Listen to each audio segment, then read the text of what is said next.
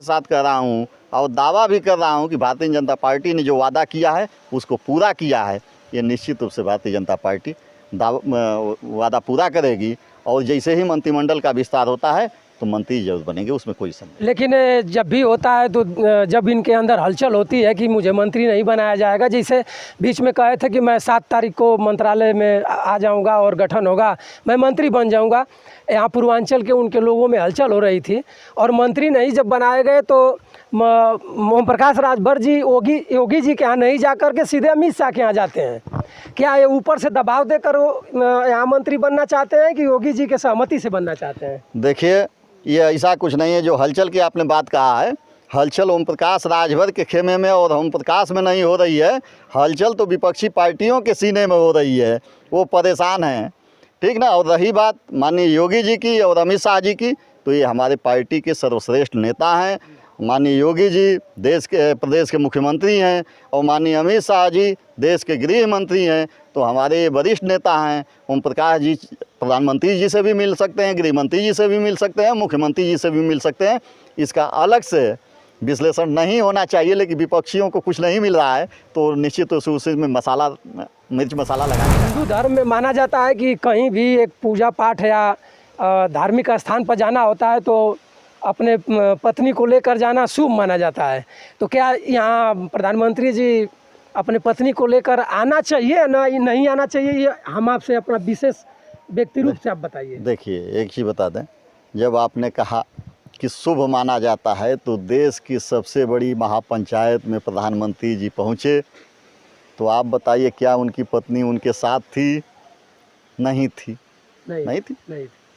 तो यहाँ की बहुत रीतियाँ हैं और ये सीधे सीधे प्रधानमंत्री जी का मामला है। उस विषय पर हमें कुछ कहना उचित नहीं होगा। अब प्रधानमंत्री जी, चूँकि लोग कहते हैं ना कि पति पत्नी के बीच का मामला है, तो वही 2 लोग जानते हैं, उसे बाहर नहीं। ठीक है भैया, लेकिन इतना तो आप कह ही सकते हैं कि आप ही एक हिंदू हैं और पूजा पाठ से हम लोग पूर्वांचल के लोग अक्सर ग्रसित रहते हैं। ये जान ही रहे हैं कि आप भी अगर अपने परिवार में कथा कहेंगे तो अपने धर्मपत्नी के साथ ही कथा हो सकता है। वो तो राम मंदिर है जो जिसको देश उस दिन देखेगा, उनको लेकर आना चाहिए। लेकिन इस मुद्दे पर आप कहीं ना कहीं अपना कट रहे हैं। तो ये एजेंडा नहीं है विपक्षी का सांसद है। मैं तो ये चाहता हूँ कि पिछले अपने कार्यकाल का वो अगर ब्यौरा दे दें, एक भी उनके विकास कार्य हुए हैं। मनोज जी जब तक यहाँ सांसद रहे हैं, पूरे 5 साल की बुकें छपवा करके आम जनमानस में बांटा गया कि उनके निधि से कितना काम हुआ है।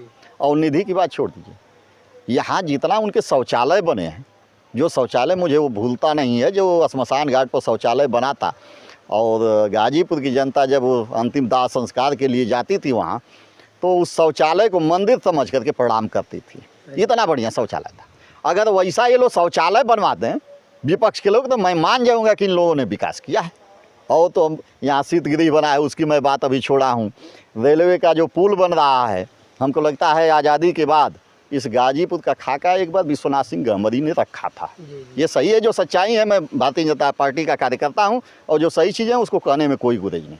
उन्होंने वो गोबरौला लेकर के सदन तक पहुँचे थे और कहे थे कि पूर्वांचल इतना पिछड़ा हुआ है कि जो पशु अनाज बीट खा करके बीट करता है, उसमें से अनाज निकाल करके उसकी रोटी बनवा करके खाते हैं। उस समय पटेल समिति एक आयोग में आया था यहाँ जांच करने के लिए, और उसमें एक सिफारिश थी कि ताड़ी घाट को गाजीपुर से जोड़ा जाए। गाजीपुर जिला ही ऐसा था जो ताड़ी घाट से और दिलदार नगर तक ट्रेन चलती थी, तो उस ताड़ी घाट को गाजीपुर से जोड़ने की बात हो रही थी। लेकिन मनोज जी और आगे बढ़ करके उसको गाजीपुर ही नहीं, गाजीपुर से मऊ को भी जोड़ने का कार्य किए। तो ये बहुत बड़ा काम है। अब यहीं रख लीजिए, ड्रैगन टावर का कारखाना आपके दुर्लभपुर में है, रेलवे का मरम्मत कारखाना यहाँ है, ट्रेनिंग सेंटर गाजीपुर में है। तो जितने भी कार्य हैं, और मनोज जी अगर 2019 में गाजीपुर की जनता से भूल नहीं होती तो अब निश्चित रूप से बदलाव की लहर चल रही है। और गाजीपुर की जनता ने 2014 में भारतीय जनता पार्टी को जनादेश दिया था। जो विकास का खाका गाजीपुर में माननीय मनोज सिन्हा और जम्मू कश्मीर के उपराज्यपाल जी ने खींचा था, हमको लग रहा था कि गाजीपुर की तकदीर और तस्वीर भी बदल जाएगी। लेकिन कहीं न कहीं बहुत बड़ी भूल हुई गाजीपुर की जनता से 2019 में, जिसका पश्चाताप आज भी हो रहा है। और इस बार 2024 में गाजीपुर की जनता ने ठान लिया है कि निश्चित रूप से भारतीय जनता पार्टी के कैंडिडेट को, प्रत्याशी को चुनाव जिता करके सदन में भेजने का काम करेंगे। जो अधूरा कार्य पड़े हुए हैं, जो विकास का खाका अभी रुका हुआ है, वो निश्चित रूप से पूर्ण अपना स्वरूप ले ले। इसके लिए निश्चित रूप से भारतीय जनता पार्टी की। नमस्कार, मैं बंसराज यादव और आप देख रहे हैं अभिव्यक्ति भारत। मित्रों, आज मैं गाजीपुर ज़िले में हूँ और जिला के मंत्री, भाजपा जिला के मंत्री राकेश यादव के साथ हूँ, जिनको आप गाजीपुर ज़िले में हर गांव, हर क्षेत्र में हर नौजवान और बूढ़ बुजुर्ग का इनको सहयोग मिलता है। और आप भी भैया रात दिन सहयोग में जुटे रहते हैं और चर्चित परिचित चेहरा हैं। और आज मैं इनके यहाँ आया हूँ और आज 2024 का चुनाव का चर्चा भैया से करना चाहूँगा। भैया, आपका परिचय अपना बताइए। मेरा नाम है राकेश यादव और मैं जिला मंत्री हूँ भारतीय जनता पार्टी गाजीपुर। भैया, ये बताइए कि सामने 2024 का चुनाव आ रहा है, इसमें गाजीपुर ज़िले में क्या होने वाला है? जिले में निश्चित रूप से बदलाव की लहर चल रही है और गाजीपुर की जनता ने 2014 में भारतीय जनता पार्टी को जनादेश दिया था। जो विकास का खाका गाजीपुर में माननीय मनोज सिन्हा और जम्मू कश्मीर के उपराज्यपाल जी ने खींचा था, हमको लग रहा था कि गाजीपुर की तकदीर और तस्वीर भी बदल जाएगी। लेकिन कहीं न कहीं बहुत बड़ी भूल हुई गाजीपुर की जनता से 2019 में, जिसका पश्चाताप आज भी हो रहा है। और इस बार 2024 में गाजीपुर की जनता ने ठान लिया है कि निश्चित रूप से भारतीय जनता पार्टी के कैंडिडेट को, प्रत्याशी को चुनाव जिता करके सदन में भेजने का काम करेंगे। जो अधूरा कार्य पड़े हुए हैं, जो विकास का खाका अभी रुका हुआ है, वो निश्चित रूप से पूर्ण अपना स्वरूप ले ले। इसके लिए निश्चित रूप से भारतीय जनता पार्टी की का प्रत्याशी इस बार विजयी होगा 2024। तो क्या मनोज सिन्हा जी एक अच्छे पद पर हैं, वहाँ इस्तीफा दे करके गाजीपुर अपने आप को चुनाव लड़ेंगे या उनके बेटा कोई है वो चुनाव लड़ेंगे? देखिए, अब माननीय एलजी साहब चुनाव लड़ेंगे कि उनके सुपुत्र लड़ेंगे, ये विषय हमारा नहीं है। हर भारतीय जनता पार्टी का कोई भी कार्यकर्ता चुनाव लड़ सकता है। इसके लिए हमारे राष्ट्रीय नेतृत्व ही तय करेगा, वो अधिकार यहाँ का नहीं है और न उस बारे में हम लोगों को कुछ कहना उचित होगा। लेकिन इतना जरूर जानते हैं कि चाहे जो भी व्यक्ति यहाँ से चुनाव लड़ेगा, वो निश्चित रूप से मनोज सिन्हा बन करके ही चुनाव लड़ेगा। और मनोज जी ने जो काम किया है, इस गाजीपुर ही नहीं, पूर्वांचल ही नहीं, हमको लगता है कि विदेशों में इसकी चर्चा हो रही है। तो निश्चित रूप से, और 2019 में जो यहाँ अलायंस में जिस कैंडिडेट को यहाँ की जनता ने वोट दे करके और चुनाव जिताया था, हमको लगता है अब तो चूँकि वो अपने कार्य मुक्त हो गए हैं और पद मुक्त भी हो गए, तो यहाँ की जनता चुनाव जीतने के बाद चेहरा तक नहीं देखी, विकास की तो बातें दूर है। तो अब यहाँ की जनता ये महसूस कर चुकी है और जानती है। इससे पहले गाजीपुर का परिचय एक निश्चित रूप से माफिया के नाम से ही जाना जाता था। आप लोग भी जानते होंगे कि बाहर जाने के बाद रूम तक नहीं मिलते थे। अब पहचान इस गाजीपुर की माननीय मनोज सिन्हा जी के नाम से होती है। जब हम ट्रेन में, बस में सफ़र करते हैं, अन्य प्रांतों में जाते हैं और जैसे ही कहते हैं कि मैं गाजीपुर का रहने वाला हूं, तो तुरंत सामने वाला व्यक्ति जवाब देता है कि मनोज सिन्हा के क्षेत्र का। तो ये बहुत बड़ी उपलब्धि है गाजीपुर के लिए।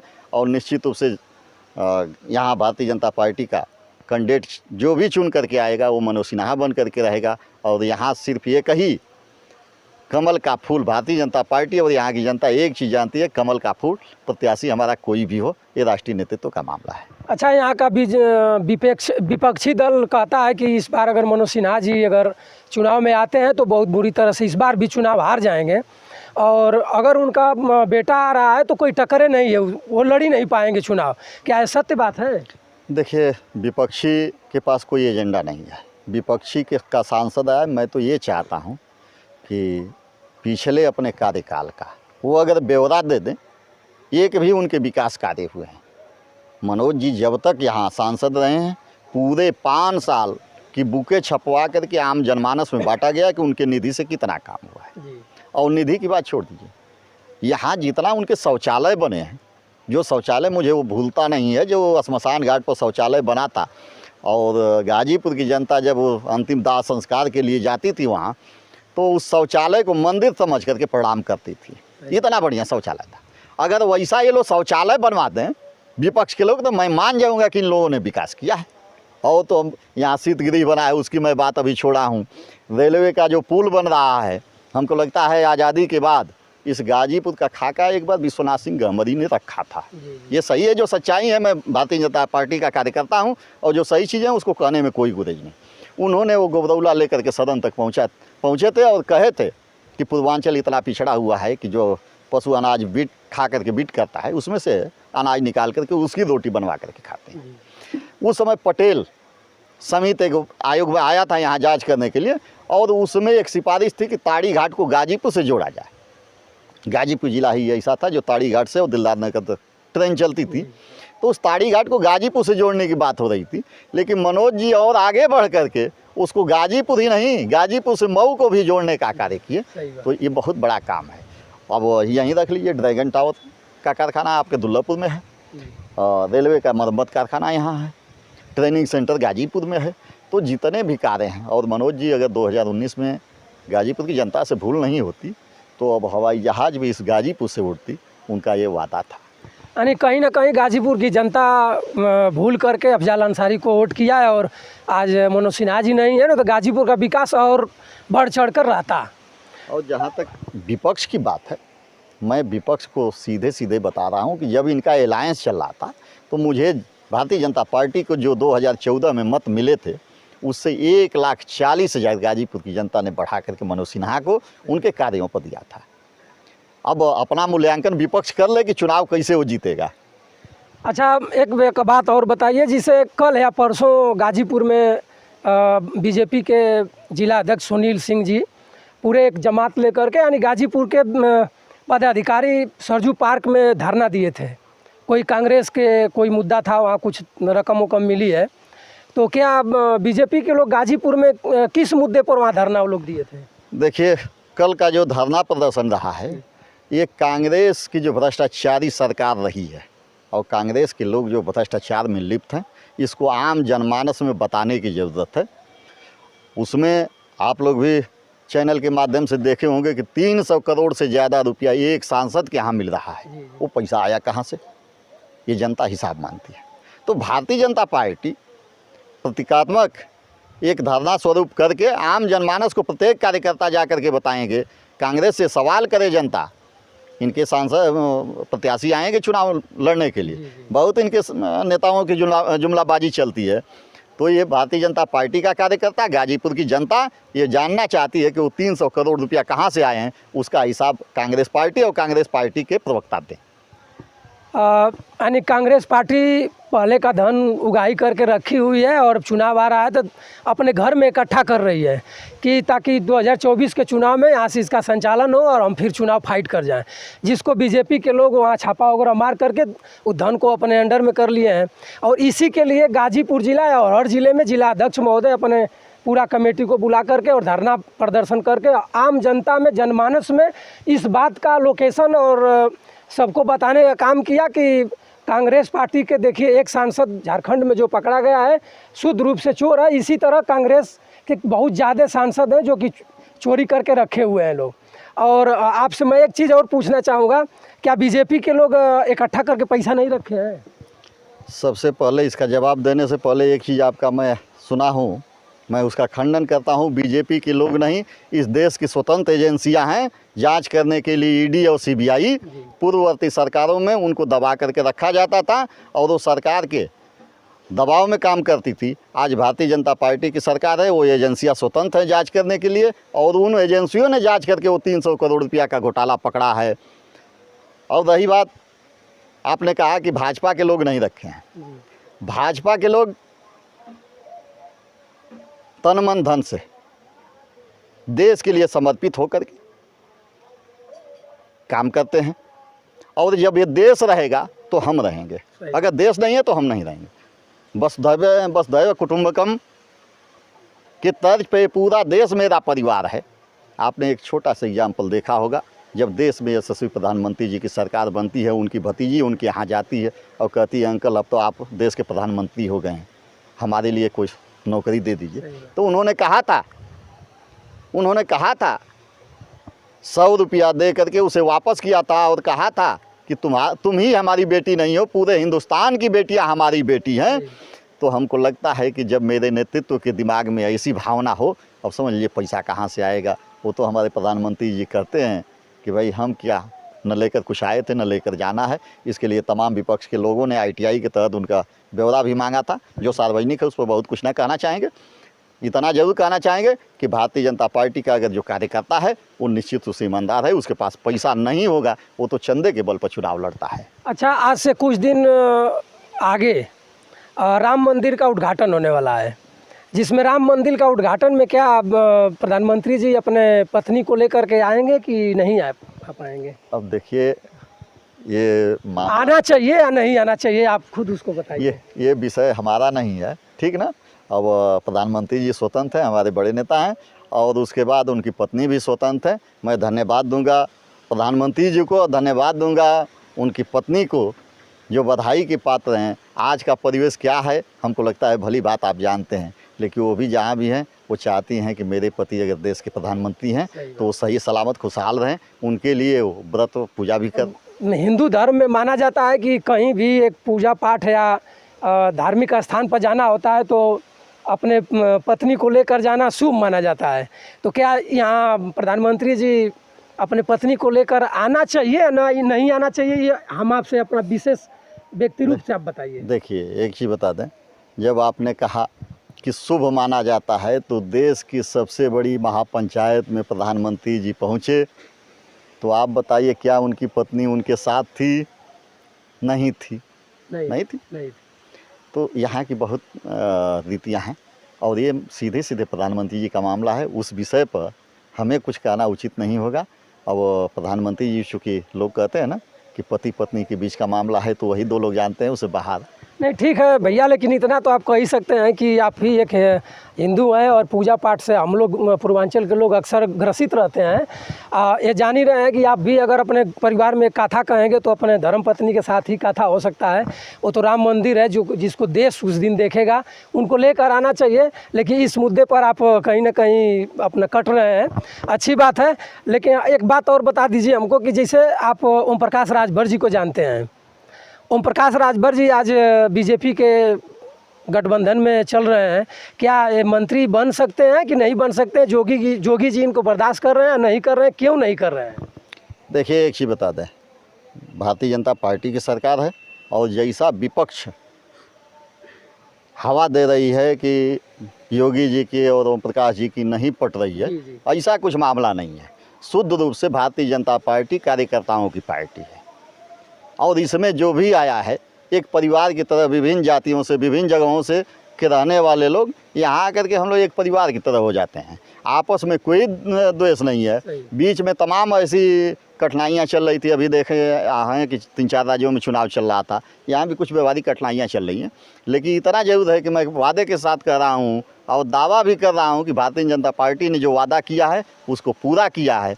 ये निश्चित रूप से भारतीय जनता पार्टी वादा पूरा करेगी, और जैसे ही मंत्रिमंडल का विस्तार होता है तो मंत्री जरूर बनेंगे, उसमें कोई संदेह। लेकिन जब भी होता है तो जब इनके अंदर हलचल होती है कि मुझे मंत्री नहीं बनाया जाएगा, जैसे बीच में कहे थे कि मैं 7 तारीख को मंत्रालय में आ जाऊंगा और गठन होगा, मैं मंत्री बन जाऊंगा, यहाँ पूर्वांचल के उनके लोगों में हलचल हो रही थी, और मंत्री नहीं जब बनाए गए तो ओम प्रकाश राजभर जी योगी जी के यहाँ नहीं जा कर के सीधे अमित शाह के यहाँ जाते हैं।